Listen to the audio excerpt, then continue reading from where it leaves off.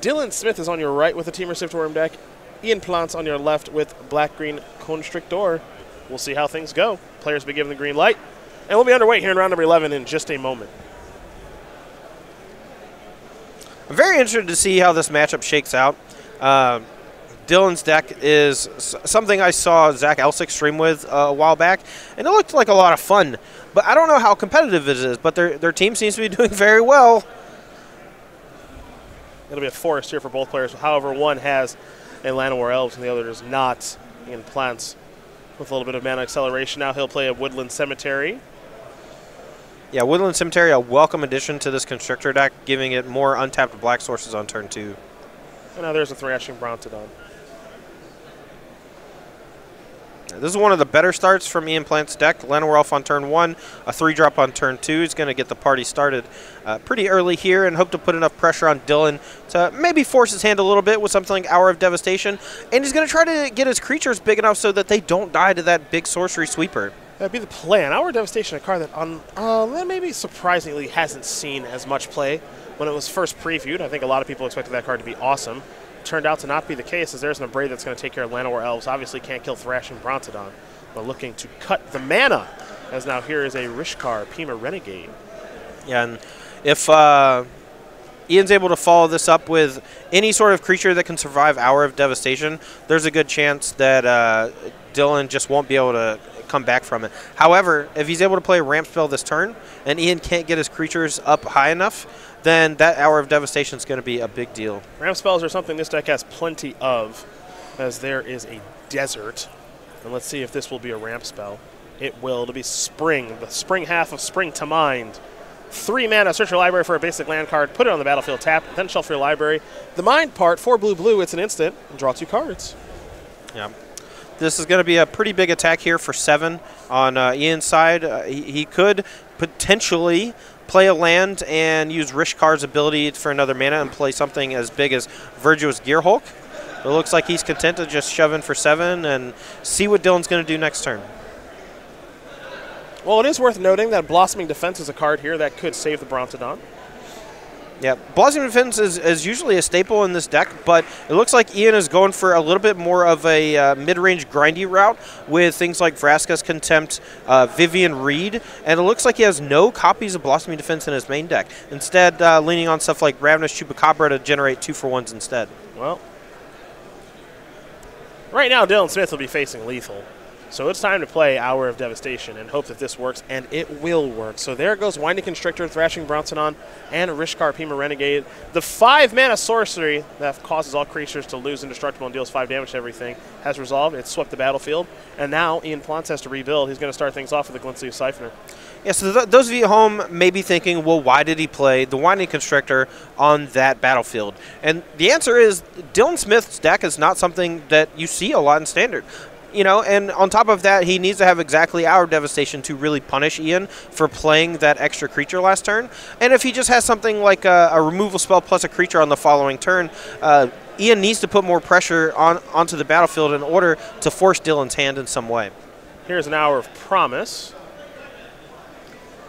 Yeah, and luckily Dylan has a desert on the battlefield already, so he's likely going to search up 2 more deserts of some form or another, and that's going to generate enough deserts to create 2 zombies as blockers. Looks like going to be a Hostile Desert is 1. And an Ipnu Rivulet will be the other. And now here are 2 zombies. And it's ideal that there are 2 there against the Menace threat, as this Teamer Sifterworm deck continues to do its thing, which is accelerate and then try to take advantage of aftermath spells and the card Sifterworm itself. There's a Ravenous Chupacabra. That will take care of one of the zombies, which means that Glintsteel Siphoner can attack safely in for 2 points of damage and generate a little bit of energy. And that should be a 2nd point of energy here for Ian Plantz, so next turn he's threatening to draw a card. Get that token on the battlefield for you all in just a second. We're going to go back over to Dylan Smith.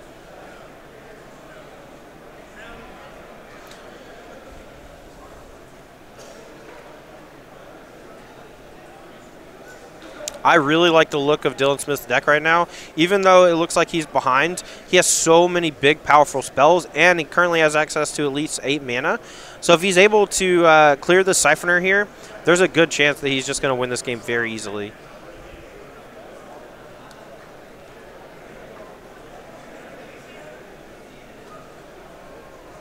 There's a cut to ribbons, going to be taking care of that Siphoner. Just going to keep Ian from drawing a card next turn. And Dylan still had a healthy 7, with a commit to memory in hand, I might add.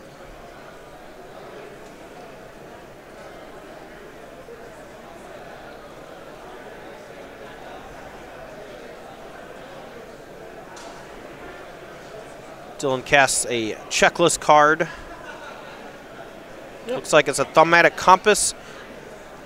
Flips into effectively a Maze of Ith, but one that taps for mana. It also generates a lot of card advantage early in the game in control matchups by just continually searching out lands. Here, though, he's just going to want to protect his life total with the backside of Spires of Oreraska. There's the Spires. Does, of course, tap for mana, and then does play your Maze of Ith role here in Standard. Not a card we see a ton of, but it is a pretty useful card in this particular deck. One that certainly looks to put as many lands as it can onto the battlefield. Here we have a Llanowar Elves very late to the party.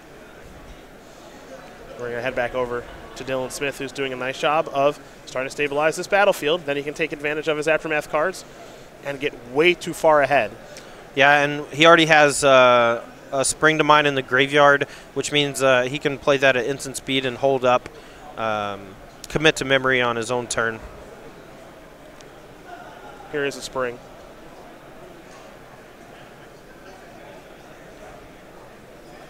And there's a Mountain.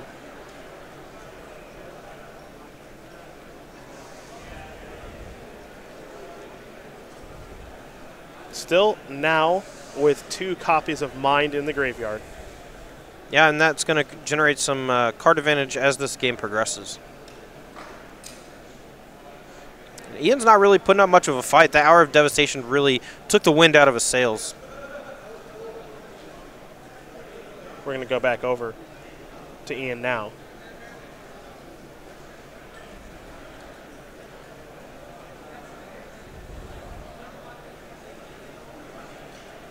Now, Cut the Ribbons is actually pretty difficult to play on the Aftermath part of that card in the Siftworm deck. The only real way he has to play it is with Gift of Paradise, since Gift, of course, lets your land tap for 2 of any 1-color mana. And a lot of these decks end up on more copies of Gift of Paradise than anything else, but Dylan's actually going for more copies of Grow from the Ashes, the 3-mana spell, since it does cycle if you're a little flooded later in the game. All right, here comes a Mind. Taking 1 damage, of course, from one of his deserts in order to get blue mana there. Down to 6, but again, when you're playing against Black-Green Constrictor, you don't have to worry about direct damage. I mean, Walking Ballista is a concern, but with him only having access to 6 mana next turn, maximum 7, he's still in fine shape, especially with a blocker. Definitely just looking for a Sifter Worm here. He wants to hit one of his big Aftermath cards in order to gain enough life to really make Walking Ballista an irrelevant factor. Haship Oasis has now joined the fray, and now here is the Mirari Conjecture. Yikes! Okay. We don't see this one a ton in Standard. Pretty cool card, 4 and a blue. First chapter of this saga. Return target instant card from your graveyard to your hand. So now back comes a Braid. Second chapter will allow him to return a sorcery, and then the third one, well, that's where the real fun begins, and we'll get to that if we do. Yeah, the third chapter on Mirari's Conjecture lets this deck go kind of bananas, especially with the Aftermath cards, because you can play the front side and then the back side and get an additional copy of each. And additionally, when you do the first and second chapter, you choose an instant on the first and a sorcerer on the second. But many of these Aftermath cards are instant on one and sorcery on the other. And you basically get to pick and choose which one you want each time with the Mirari Conjecture, because you can choose whichever half of the card most benefits you. Unfortunately for Ian Plantz, he just doesn't have very much going on right now. He's just kind of hanging out. You saw him glance up at the camera. He's like, I don't know what's happening, but I'm getting destroyed. Yeah, I don't have anything going on right now. My opponent's doing some desert things, and got Mirari Conjecture, And I don't like how this is going. Draw a card, Chapter 2. I think Hour of Promise here seems like a fine card to bring back. You want as much mana on the next turn as possible.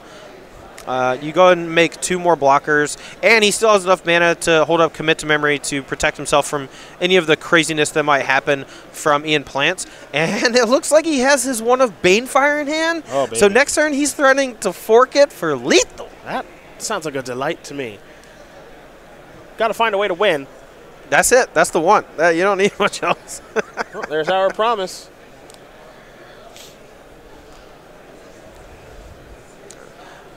I love Our Promise so much. Just being able to get Arch of Vraska and creating 2 zombies just puts you so close to hitting the city's blessing.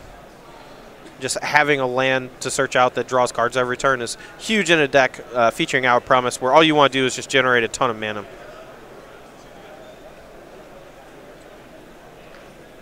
More zombies! And the city's blessing, too. Looks like we have an update in our Humans versus Counters Company match. Looks like Gilbert Barajas able to win game number 1 here over Jackson Knott. Humans up a game over Counters Company. Sometimes a difficult matchup there for Humans, depending on if Counters Company is able to put together a Devoted Druid or not, but it doesn't appear that was the case. So you see Ian's going to take a look at the Mirage Conjecture. We'll do that again, too. I think Ian wants to know, what's the 3rd chapter? Oh, right. That's the bad one. Okay. So the 3rd chapter, going to count your mana. This is probably bad for me. What he's actually worried about is ribbons, most likely, being forked. Maybe he doesn't even know that. Oh, right, Banefire could be a thing I lose to.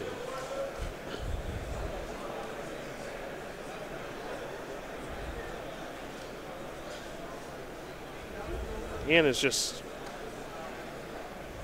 trying to figure out, I can't do anything. Just going to pass the turn back. My deck's really good against other creature decks. I don't want to play against this. Yeah, I mean, cards like Fatal Push and Vraska's Contempt are concessions to aggressive creature decks. Random's Chupacabra, the same thing. And just not really well set up to beat cards like Mirage Conjecture. Fireball. I have to assume Dylan Smith thinks, there's not a whole lot Ian can do here if I just point 2 giant fireballs at the Domski. Can he do lethal and still hold up double Commit to Memory? Nice. Yep, that's 18. Yeah, I think that I'll do it. Just make sure you don't make him an error here, which I think is smart. Take your time. Guess he could also just do it for a little bit extra. Still has access to double Abrade, which will kill both creatures and threaten lethal. Banefire. 20 ball. This plays around Vraska's Contempt. I like this play.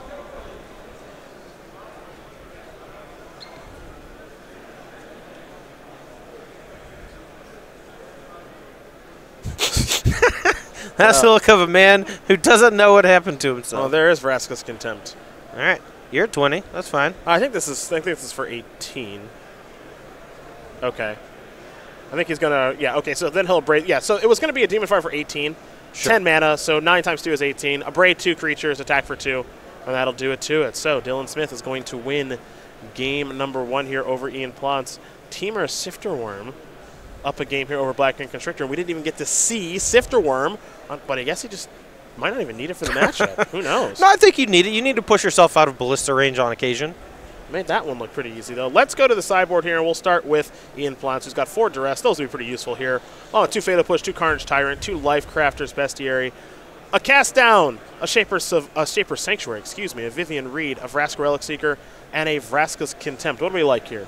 I like preparing for a longer game. Dylan's got some removal with the Braid and such.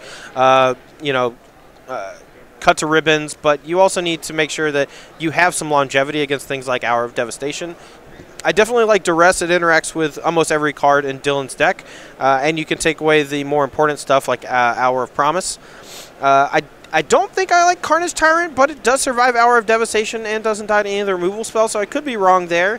Life Crafter's Bestiary is kind of in the same textbook where you want to draw some cards, but you want to try to kill your opponent as fast as possible. Shaper Sanctuary punishes Dylan for targeting your creatures, but he doesn't know just how much spot removal Dylan actually has access to.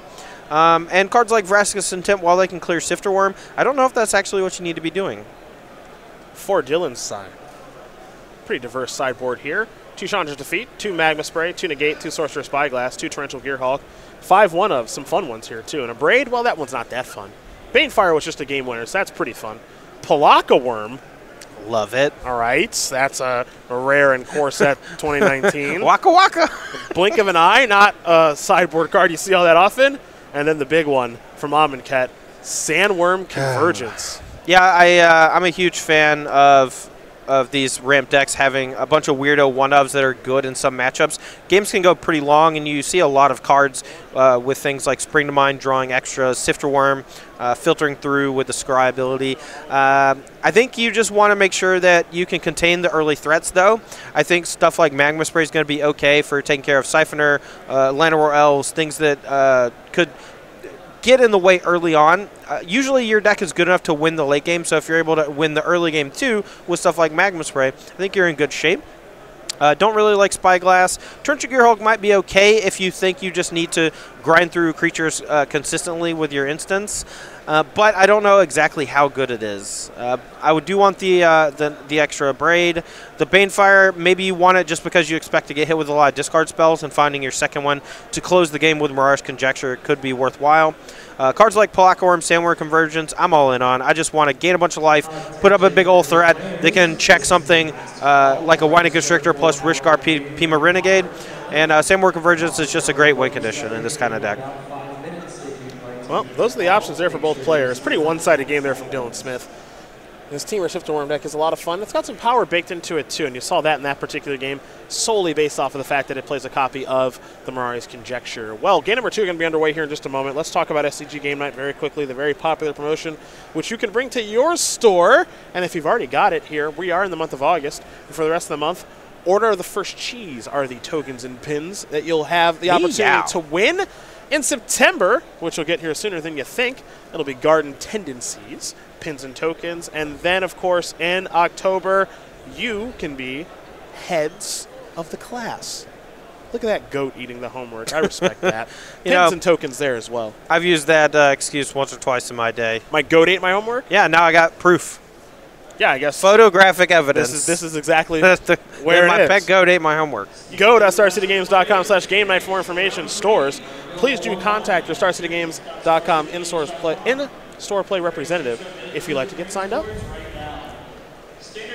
Have you ever had one of your pets actually destroy your homework, though? Didn't have pets.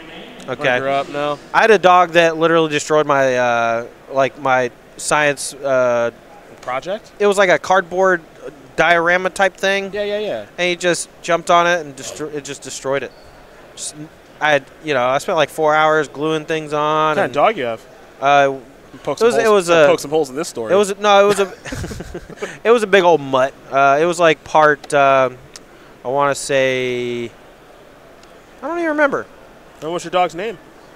I don't remember that either. I was very young. Oh, come on. Dude, I had a lot of pets growing up. Oh, really? Yeah. I had a ferret named Bandit. I remember that because his name is great. You had a ferret? Yeah. All right. I live out in the country. We had a bunch of pets. When I was real young, I had a dog. His name was Buster. He could climb fences. When the traveling ceases, the first thing I'm going to do is get a dog. The first thing. It never ends. You're in this hamster wheel forever. But when it will cease eventually. I'm not going to be doing this until I'm 60, man. Okay? I don't know. Or 50. Yeah, I mean, you could be like the John Madden of SCG Tour. I'm good. I want a dog before that. You just get dementia on screen. Yes. Yeah. I can only imagine what the cards will look like 20 years from now. Just one red, deal 15 to someone. Oh, you know. Not pushed. 15 to a creature, I guess. There. There. And if you control an island, you can deal it to a player. That seems fair. I mean, Island is the best card in Magic. Yeah. You got to reward people for playing Islands. I might just have a staunch no island rule for the rest of my life. That seems aggressive. How else are you going to play Death Shadow? Well, I just won't. Well, that's stupid. It's a great deck. play Death and Okay, Taxes. how about Everybody no else basic wins with it. island? How about no basic island? Underground Sea's okay. Watery Grave's okay. No, no island. No island, but I can still play blue cards in my deck. Like humans, no islands. I mean, it got Seachrome Coast. That's not an island. Yeah, that's fair. I'm just going to be on a hard no island rule. I can still play my Reflector Mages and my Mantis Riders. Still be totally, and my Phantasmal Mages. Still be totally fine. And all these people that put an island in their humans deck, just cut it and play no Seachrome Coast. Problem solved. Yeah, Problem until you solved. get Path the second time, or Well, they win then. or Field of Ruin the first time, and then Path, you know. I do have to try humans with that The island is pretty good. I mean, it's specifically good because the matchups where Bugler is important. Getting that extra land is also very important. I don't know any matchups where Bugler is important. Okay. That's the thing. All right. I'm going to love the next time you play a modern event. That'll be Grand Prix Detroit. And you play humans, and you just choose not to play Bugler, and your team yells at you. My teammates for Grand Prix Detroit, of which I don't know how I got them, Ben Whites and Logan Nettles. Nice. Yeah. Logan's a nut. I know, and he's way better than me. And Yeah. he's excited to team with me. I don't know why. Because you're his favorite Magic personality. You're the face of the SCG Tour. They said I can play humans however I want to. Wow, that's aggressive. And I told them, Thanks. look here, boys. You said thank you. I said no buglers here. But I might. We'll see what happens. Still a couple weeks out. I'm playing 4 Reflector Mages, though. These people are crazy. Sure. I'm fine if you just play 2 Buglers and 4 Reflector Mage and 4 Image. That is A-okay with me. I just like having access to 3. Maybe you board the 3rd one. I just think that your obsession with Thalia Heretic Cathar is unhealthy. It's not obsession. It's a great card. Yeah. Okay. It wins me a lot of games online. Okay. I've seen Bugler on camera like 5 times this weekend or so. Small sample. And it's been great every time. Small sample. I mean, when it happens every time, and it's great every time. That's just what I'm going to say every time. It's just small sample. Yeah. Stop being so results-oriented, Todd. That's the classic phrase. Even though your original argument was, I played 2 rounds with it. That was a joke. I missed once. I played that against happened. a bad matchup the other time. That also happened. Bugler sucks. Small sample. And obviously, the first time I cast Bugler, I whiffed. Yeah. The first time, and I went by a Mantis Rider, obviously. Yeah. If that's not a great example of why that card stinks, nothing is. You're right. Nothing is. There you go. There it is. Results-oriented thinking. Let's start off with a Blooming Marsh into a Llanowar. This is a start very similar to what Ian had in the last game. Was not effective enough. We'll see if Dylan can do a little ramping. Going to start with an Ipnu Rivulet. Yeah, Dylan looks like he did take a mulligan this game. Let's see how his hand shapes out here. On the draw is definitely a spot where you can get run over by this Constrictor deck, especially if they lead off with a Llanowar Elves on the first turn. Got to remember now, Constrictor also has Duress in their deck after sideboard. 4 copies here for Ian. Duress, a great card in this matchup. There's another Llanowar Elves. And another Llanowar Elves. Yeah. Well, that's not all that exciting. No, but he can play a Virgis Gearhulk next turn, and if he has a land, he can also attack for 5. That's not so bad. All right, back over to Dylan. If he does have Virgis Gearhulk, though, I expect him to try to make multiple creatures bigger than 5 toughness to try to play around Hour of Devastation. There's the Oasis. Looks like he's taking a damage, so it's got to be Search for Escanta, right? Yeah, Search for Escanta most likely. Could also be the Compass. Yeah. But it'll be Search. So he falls down to 19. And that'll be a way to help out the draw steps.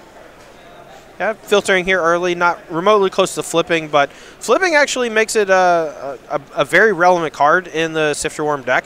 You're basically just trying to ramp with a lot of your spells, and that extra mana you get from flipping the Search for Escanta into the Sunken Ruin is a big deal, even just for the mana side. There it is. All right, there's Mr. Boom Boom. Real clock on the battlefield now. This means that Dylan has to have a ramp spell next turn. Yeah, if he doesn't have a ramp spell, he's in a lot of trouble. But he's thinking about now, do I shove in for 5 damage on a Llanowar Elf and risk getting my board swept in a few turns? Or do I just make an 8/8 you know, or maybe make a 6-6 and put 2 counters on the Lenorolf that can attack. He's got a few options here. While he's thinking about that, we'll tell you about this. Updates aplenty, my friends. We got Death and Taxes and Grixis Delver. They're all tied up at the top. And then Humans versus Counters Company, they're all tied up in the middle. We could be tied up here at the bottom, as we've got Llanowar Elves into a 4-4 and Verdant Gearhulk into a 5-5. That's a weird split. It's a bit of a hedge for sure. I think there's a chance that Ian has Rishgar in hand, and next turn he wants the Gearhulk to get up to a 6-6, but deal enough damage this turn to put a lot of pressure on Dylan. That plays a little bit around Abrade as well, because if you just put all the counters on Virgil's Gearhulk, a single Abrade takes away all the wind out of your sails. Very true. Very true. And Abrade is a card that we did see in Dylan Smith's deck last game. So that is something that that Ian does have to be cognizant of. Now, Grow from the Ashes in hand here. Notably, he doesn't have a second red source, so even if he's able to fetch up a mountain here, he's going to have to peel a mountain to cast Hour of Devastation next turn, and that's assuming that Ian isn't able to get the Virgil's Gearhulk +1 toughness. Here's Grow from the Ashes. A card with Kika. Sometimes you can search for 2. Just now, however, you search for 1. And it is worth noting that the land that you do search for does enter the battlefield untapped with Grow. Maybe a little bit weird. You're used to seeing your ramp spells put the land on the battlefield tapped, but especially when you kick Grow from the Ashes, those lands entering the battlefield untapped will allow you to maybe play a second spell in a turn. That is an Ether Hub.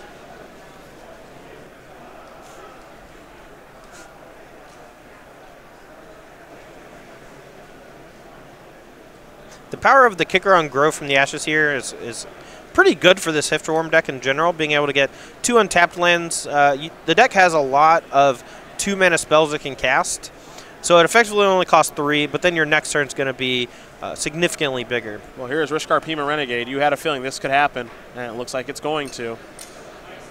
So we'll see where the counters are placed. One on Virgil's Gearhulk, the other one on a little Llanowar Elf. And now things get really, really difficult because now Hour of Devastation is not a board wipe. Yeah, and this is a huge attack. It's going to leave Dylan Smith with just a handful of life points.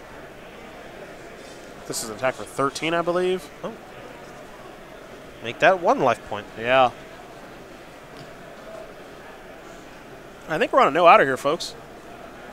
Because Hour of Devastation, no good. Search will be a trigger. That'll put Ipnu Rivulet, pardon me, in the graveyard. Well, there's the untapped mountain. There's Hour of Devastation.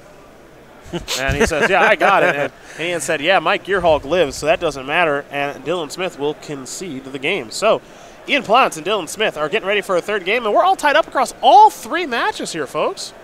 All 3 matches. Now, I do think, Todd, that things get a little bit better here for Ian after sideboard. Even though we didn't see duress in that particular game, we saw a quick clock, and we saw creatures out of the range of Hour of Devastation. Yeah, and now that he knows what he's up against, this Teamer Sifterworm deck, he can actually sequence a lot of his spells to protect himself from the big sweeper in Hour of Devastation. We saw that game. He distributed his Virgil's Gearhulk counters in a way that put maximum pressure on Dylan while hedging his bets against both Abrade and Hour of Devastation, and following it up with a Rishkar Pima Renegade once the coast was clear, and making sure the Hour of Devastation wouldn't be too devastating.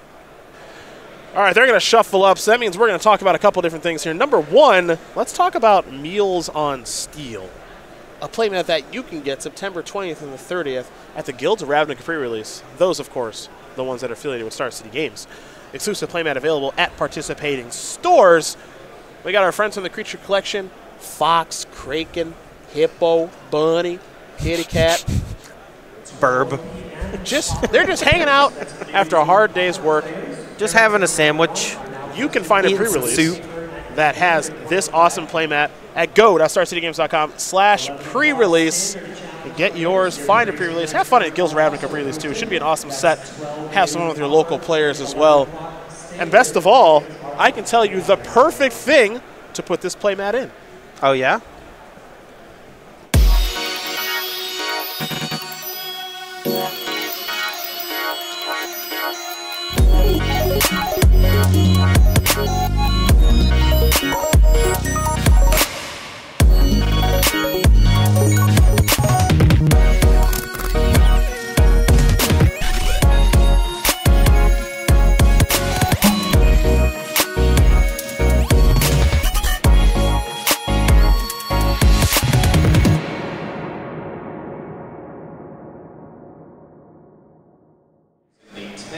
Pick up your Map Pod today and other Ultimate Guard products at go.starcitygames.com/Ultimate Guard. Proud sponsor of the SCG Tour. You're really good at that. What's that? Just product combining, selling stuff. It's part of the job, man. Pumping the brand. Yeah, part of the job. Get it out there. Get some sweet stuff. Maybe one day I too can sell brands. Maybe. I think you'd be an integral part to the Alabama Crimson Tide brand.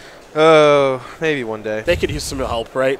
Yeah, they really need it. They're having a tough time down there. Getting the best recruits and winning football games. Yeah. Yeah. That should be the goal. You should be the next. What was that doofus's name? Lane Kiffin? We don't talk about Lane. We don't talk about Alabama. We don't talk about Big Lane. You can be the next Lane. We tolerated him for a couple of years. He used to be the head coach for Tennessee, one of our big rivals. Oh, yeah. He eventually left Tennessee to take a head coaching job at USC. Kind of let that program down, I'll say that. And then we kind of pity hired him to be our offensive coordinator. And he did a pretty good job, but he got a little too fancy. He ran the offense in a way that a lot of people didn't like, including myself. Specifically, he didn't run the ball enough. Alabama's usually got a really good offensive line. Got to run the ball more. They generally have really good running backs, too. Yeah. Yeah. Yeah, maybe multiple Heisman quarterbacks in the last 7 years or 8 years or whatever. Yeah. Or I guess 9 years because Ingram and then. Oh, you mean running backs? Running backs. Whatever. Same thing. Just kidding. I just misspoke. I know football. Why was Trent Richardson so bad, huh? Why were all your running backs there so good? Then Trent Richardson was a Brown. He was terrible. All right, let me tell you a little thing about the Alabama offensive line. They are on average around 35 to 40 pounds bigger than any defensive line would play against, which means they literally shove everyone out of the way. And I could run for an average of 6 yards a carry. Ooh, now that is something I like to see. Can we get you in one Alabama game? Todd Anderson with the ball. I bet you could run for like 3 yards a carry. I used to be a running back when I was in high school. Behind that line, I think you could crush it. Yeah. Another Llanowar elf here. Good start.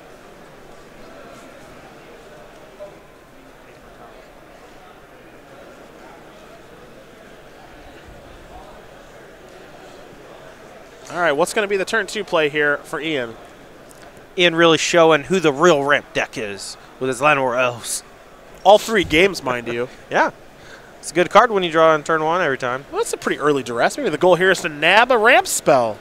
Yeah, or just to see what to maybe sequence around and play around over the next few turns. Well,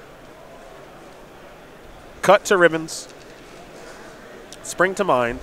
Commit to memory. Split card mania. And a couple of lands. And Nair a Sifter Worm in sight. I'm convinced it's not in the deck. Haven't seen one yet. That's what the people came for. 10:30 sealed players. So if I were in Ian's shoes, I would recognize there's no red mana across from the table and Dylan's side. Taking cut to ribbon is not really that important. The ramp spells is really where Dylan's deck starts churning, but it also color fixes him. Yep. So taking that ramp spell, I think, is the right play. Here's a Thorn Lieutenant. Yeah, Thorn Lieutenant, a huge upgrade to the mono green steel stompy decks that we saw a lot over the last few weeks, but making an appearance here in this black green constrictor deck and, you know, providing a reasonable body with a mana sink that punishes spot removal. Ipnu Rivulet to play. Unfortunately for Dylan, no ramp spell top decked. So we'll have to play relatively fair this game, which is, of course, in favor of black green constrictors. Here's a rich card. Put a counter on the Lieutenant. Put a counter on Llanowar Elves. I think we might see an attack here in just a moment. We will. Healthy 1 for 5. Yep, and now that he has the Rishkar active, if he is able to untap next turn with the Rishkar, he has enough mana to actually cast a Verdur's Gearhulk and perhaps put multiple creatures out of Hour of Devastation range. Well, we are pretty far from our Devastation range now. It's true. No red mana. No ramp spell, but a single Grow from the Ashes or Hour of Promise could change that very quickly. Commit to memory, obviously on the radar here. Salt via Duress has the mana available, does Dylan Smith. So Ian Plantz has to worry about that card at this stage, and that's really about it. So he'll make it easy. Let's attack. Do you want to commit something and prevent some damage? Because this is 7 and half your life total almost. All right. Looks like Dylan will take it. You know, you have to think that Dylan has Blossoming Defense on his brain as well. It's a card that a lot of Black-Green Constrictor decks play, and even though Ian's not playing it, it's possible that he didn't use the commit there during combat because he's afraid of getting hit with that Blossoming Defense. Well, there is commit on the Thrashing Bronson on at least. Put that spell second from the top. Let's go over to Dylan. Forest. Still no red mana. All you can do is pass the turn back. And this shows a little bit of the problem here with this Teamer Sifter Worm deck. It is cool, and there are games where it can be dominant like we saw in the first one, but when Duress shows up, along with a good clock, this deck does have some difficulty functioning. Yeah. That taking away that ramp spell really slowed down his development. I don't know if he has a 7-drop in hand, but he hasn't been able to cast that red spell with the Cut to Ribbons because the Spring Mine was taken out of his hand so early on. Here's an attack. There's an activation of Thorn Lieutenant, and if this resolves, that's going to do it, and it will do it. Ian Plantz going to win this game and match here over Dylan Smith. Give his team the lead as Black-Green Constrictor able to take care of Teamer Sifter Worm. Dylan's deck able to do a really nice job game number 1, but game 2 and game 3 fumbled and stumbled, and Black-Green Constrictor was just too much. Yeah, Thorn Lieutenant really showing or stretching its legs, so to speak. Not only did get an extra counter early on with the Rishkar, but it was also able to use its pump effect to great effect and close that game out a turn sooner than it normally should have been. That's a new one, of course, from Core Set 2019. You saw it originally in those mono green aggro decks that have been popular over in Standard. Let's turn our attention to Modern now. We're going to watch Gilbert Barajas on humans against Jackson Knott playing Counters Company. Let's take a look at the battlefield here. For Gilbert, he's got a Thalia, Garden of Thraben. He's also got a Vial on 3, a Vial on 2, and a Grafdigger's Cage, along with a couple of lands out there. Most of the 5-color lands on the battlefield there for our humans player. For Counters Company, a whole bunch of lands. Birds of Paradise. Devoted Druid. Let's make it 2 of those, along with a Kitchen Finks. Most notable card on this battlefield, far and away, is Grafdigger's Cage. That card shuts off Collect a Company, Court of Calling, and the ability for Kitchen Finks to return from the graveyard via Persist. Our good power Reflector Mages here. It looks like a Ronus was on the battlefield, and that's going to be returned to Jackson's hand via the Reflector Mage. Yeah, what it looks like to me right now as we jump into this game, Jackson's trying to win this thing not the way he loves to, just by attacking, using his creatures, having them be good. Because, as you mentioned, Collected Company, Court of Calling, some of the better aspects of Counters Company, those are off right now. Yeah, when the Counters Company deck was really popular, this is even before Devoted Druid was in the deck. I guess before Walking Ballista was printed. You know, the Logan, Mize, and that contingent from Florida, heard that name in a while. Bradley Carpenter, those guys played a ton of the Malira version. Yep. And Grafdigger's Cage was like seeing a lot more play because of that deck specifically. I don't play Grafdigger's Cage anymore in my humans deck, but luckily for Gilbert, he had it at the ready, and it's probably been doing some work for him in this game. Yeah, this is a card that I think Counters Company right now just doesn't expect to see from anybody. I think, you know, that's part of the appeal maybe playing the deck right now for Jackson Knott, which is I don't think people are really playing this card right now, so I can kind of do this thing with my deck. However, he ran to somebody who is, and we're going to get a Vial activation here. This will be a Reclamation Sage. Not going to blow up anything. Of course, it is a May ability on Rec Sage. Some of the older ones, not May abilities. I know Tabi Orangutan has to kill something. Does. Pretty sure Viridian Shaman has to kill something. Does as well. Made for some awkward moments back in the day. Looks like that may be a Thalia's Lieutenant. It is. Let's see if we can actually get that amongst the creatures there. Looks like Brandon Smith won Legacy 2-1. So this is it. This is the deciding game of the match. Unfortunately for the team of Smith, Knott, and well, I guess Smith, Knott, and Smith. Smith, and Knott, a law firm. It's getting pretty tough here. Yeah, unless he finds an answer to Graph Digger's Cage, all of his game-breaking spells are going to be turned off. Archangel Avacyn off the top. Whoa. What a draw. Where did that come from? Jeez. Wow. You don't see this card very often. No, and hilariously enough, if he can flip it if he wants to at basically any point over the next few turns, thanks to Devoted Druid being able to put a -1/-1 counter on itself.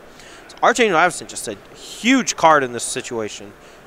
This game was looking terrible for Jackson Knott. Now it looks extremely winnable. Yikes. Actually, this looks horrible for Gilbert. How's he supposed to beat this thing? I don't know, and with Ronus coming back next turn after it gets unlocked via Reflector Mage, I don't know how Gilbert actually wins this game anymore. Mantis Rider, bad draw. Archangel Avacyn has Vigilance. Yeah, what is the best draw that Gilbert could have here? Because even a card like Reflector Mage bouncing Archangel Avacyn, not ideal. No, the fact that it has Flash means even though it's locked down next turn, it's only locked down on the main phase. Here comes Ronus, I think. No, Kitchen Finks is going to be good too, padding the life total of Jackson. See, confirming the life totals here. Looks like 6-19 is accurate. Well, we'll make sure all is good. And that should be the Ronus. And would you look at this? Would you look at this comeback? Yeah, single Archangel Avacyn. Pretty sick. And it looks like Jackson Knott's actually at 4 after that Finks.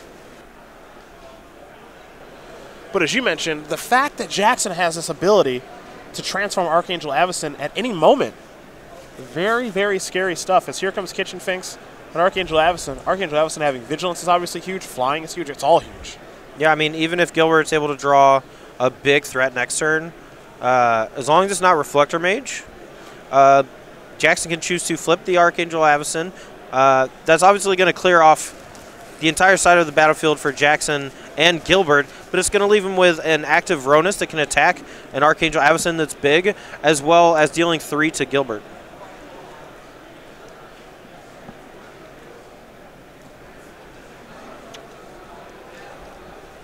All right, let's crack Horizon Canopy. New card. Team open competitors, that is time of the round. Back to player finish your turn and continue the match with 5 additional turns. Going to take a look here at Ronus, the Indomitable. A card, again, you do see in Standard quite a bit in mono green aggro. A deck that does splash black or blue on occasion. Not a card you see a ton of in Modern, but right now looking pretty darn good in combination with Archangel Avacyn. It'll get to attack. Its activated ability are likely to be quite relevant. And again, for Gilbert Barajas, this game changed drastically once that Angel showed up. I can't imagine he was playing around it. Why would you? Not a Modern staple, not even a staple of Counter's company. No, a lot of people played one of way back when the deck first became popularized with the Devoted Druid version and Vizier of Remedies. It was a pretty sweet target for Court of Calling to protect yourself from things like Supreme Verdict, Wrath of God, and such. But I would honestly never play around it, especially drawn as a random card in the middle of the game when you're very far ahead. Yeah, when you have a Graph Digger's Cage, too. They'd have to actually just have it in their hand, like you mentioned. No. That is so unlikely. Looks like here we can pump effectively 3 times if we crack that fetch land. Yep. That's 6 damage, all trampling. I don't think that Gilbert has a way to stop this from being lethal. Yeah, the attacks here, both Kitchen Finks, Ronus, and Archangel Avacyn. Notably, Ronus cannot give himself trample, but he can give the Kitchen Finks trample, which are going to be the primary blockers or blocked cards here. You see, I call this the hand-waving dance. Both teams talking with their hands. Gilbert looking at his teammates saying, hey, dude, what do I do? How the heck am I supposed to get out of this? Oh, Phantasmal Image. If it's Phantasmal Image.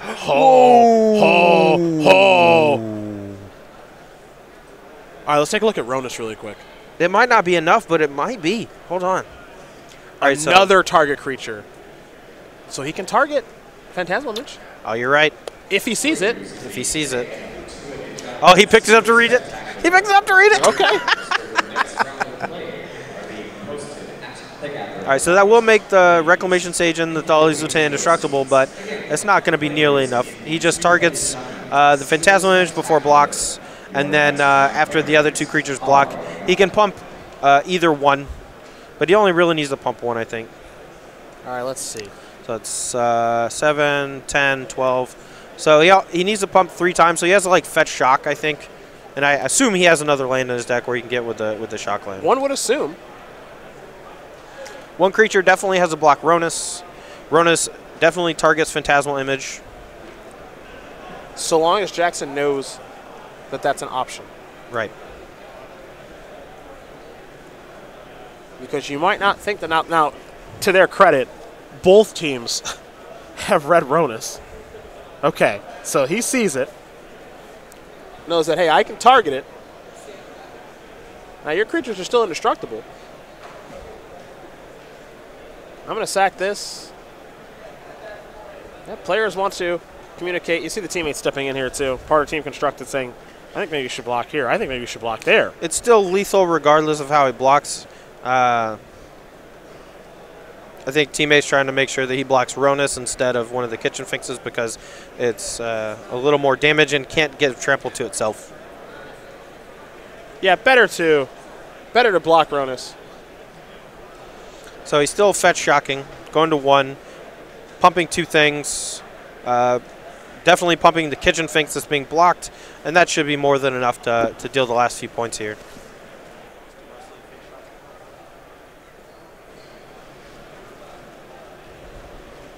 So Jackson's going to sacrifice the Heath. Important that there's a land left to get. There's a forest. Otherwise, that would have been awkward. There's your pump. There's your other pump. Yeah, and with no cards in hand, Jackson doesn't really have to play around anything, and this is going to be all she wrote. And they look at the life totals. 4 trample from the Finx, 5 from the other unblocked Finx, and 4 from the Avacyn. Should be enough. That should be. Yeah, I think the team of Brandon Smith, Jackson Knott, and Dylan Smith, they're going to get it. That Archangel Avacyn